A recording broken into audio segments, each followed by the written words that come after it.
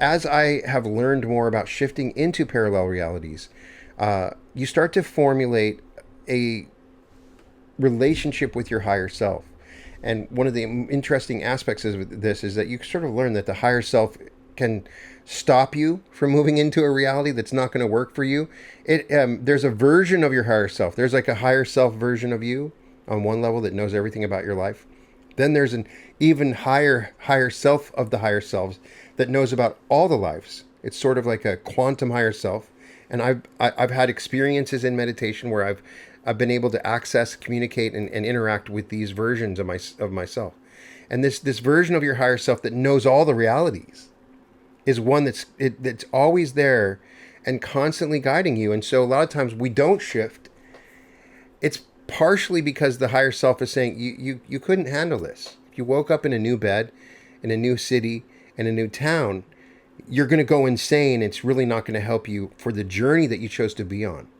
And so part of what I've learned to move through realities easier is to create this relationship with my higher self and to tell my higher self, I'm okay if it's a little crazy. And to get permission, like it's okay if I shift into this reality and it's crazy. I'm cool with that. I'm down with it. And so some people they start freaking out when they do a quantum jump. And I've had this happen where people are like, it's just too different, it's too crazy, and it does not help them, and they're not able to deal with the major shifts and changes.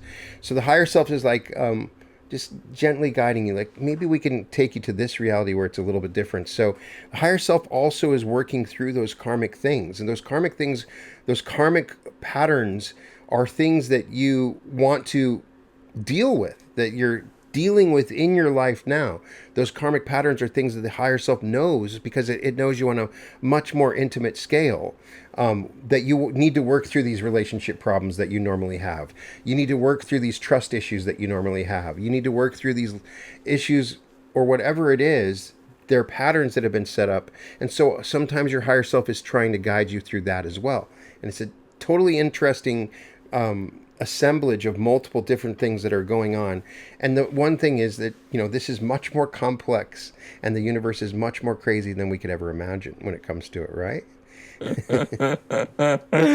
You could probably kind of test that. It's interesting hearing you speak about just our current self. Then we've got a higher self, which we can relate to, and then there's like a quantum higher self, which actually serves across multiple timelines. And as you're sharing this ability to meditate into and witness across, I think certain people I've actually spoken to do have some very interesting meditation experiences themselves as well, but often discount what they experience and what they see.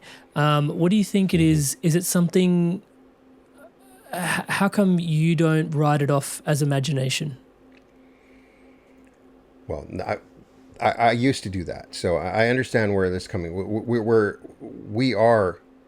Our consciousness is hard to trust. We're in a dream space, and we have visions and images, and it's hard to trust.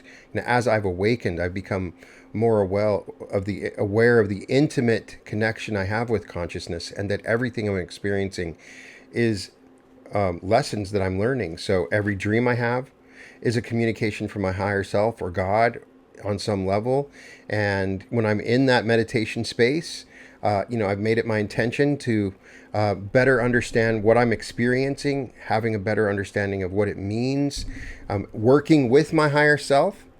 The great side effect of constantly trying to play around with these parallel realities is connecting to my higher self and having this resource where I can say, what is going on here? What is this? And I can get an answer. I can get I've talked about it on my channel. I'll get an answer. It's not like I always get an answer. When I sometimes I will get silence. I'm not a channeler. I've tried. I'm not an authentic channeler like some people that I've interviewed that are really good at channeling. But I do will get information. One of my favorite places, like in the shower, like I'll be like working through, and then I will have a full vision given to me in that moment, or when I'm driving my car, and I'll suddenly have a full vision given to me in that moment. And so as the more and more I'm communicating with my higher self and I'm getting information and knowledge It helps me to understand those sort of images and what they are and how they mean. Also, great spiritual teachers have taught me this, from channeled entities that have taught it, Neville Goddard, who teaches about dreams and images and visions.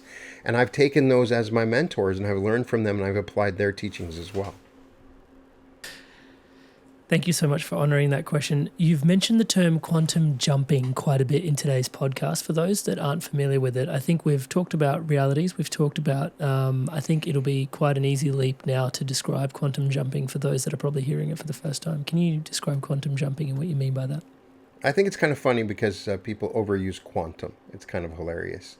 If you look at YouTube, people overuse the word quantum. And I refer to people to an episode I recently did, a beginner's guide to quantum jumping, just to understand when I'm shifting into another reality, there is a technique that you can use called quantum jumping. And, the really good author that explains this thoroughly is Cynthia Sue Larson. I would recommend. Also, there's someone named Bert Goldman. Yeah, we've had her on the podcast. Yeah, she's amazing. Fascinating. Yeah. And Bert Goldman was one who also did some work on that. And the idea is that, using our understanding of the double slit experiment and things like that, if our consciousness can enter into a quantum state and we can become aware of our consciousness in this reality, and we want to move into another reality, in most cases, when you're watching quantum particles, they don't just like move along to the other reality. There's a flash of energy, and then they end up somewhere else. And so, with that awareness, I learned that if I could create this energetic sudden burst, I could suddenly move myself into another reality. There are other techniques that you can use, and sleep meditations are a little bit different, but it's an energetic shift that happens, and it's like a quantum jump. You're jumping from one reality to another. It's an instantaneous shift and then a process of integrating into that reality. A lot of other people use different definitions of it. My understanding and my definition is it's an energetic shift into another timeline. And you can control the process of quantum jumping as you get better at it and understand the technique and the way it works. Okay, let's talk about the technique, the way it works. How do people shift from one space to the other? Well, the primary ingredient, usually in most cases, some people can utilize other senses, is going to be their consciousness, primarily what they visualize or see in a meditation space, in conjunction with energy. And it's so interesting because Neville Goddard was teaching this without calling it quantum jumping.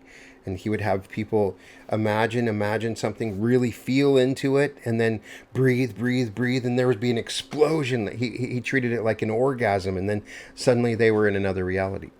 And so the technique that and oftentimes from these techniques, the feelings that you're experiencing or the sensations of your senses are just as important. So if I'm imagining and I'm utilizing all my senses and feeling into it, and then I do Qigong exercises to get my body up. I'll do exercises before I do a meditation, or there are some breathing techniques that can significantly amplify your energy. I'll do fire breath while I breathe in and out of my nose until I have this explosion, and then so I'm visualizing. I'm tuning into the frequency that I want, tuning into that timeline. I do some sort of energetic thing to get the energy up. And then I jump into that reality. With my conscious intention, move into that reality. And then I find myself in this new body. And then I try to integrate myself and get used to this new body that I'm in when I shift into that reality. Hey there, Inspired Evolutionary. If you absolutely loved this, well then here's a full conversation with this guest on the Inspired Evolution podcast. Check it out now.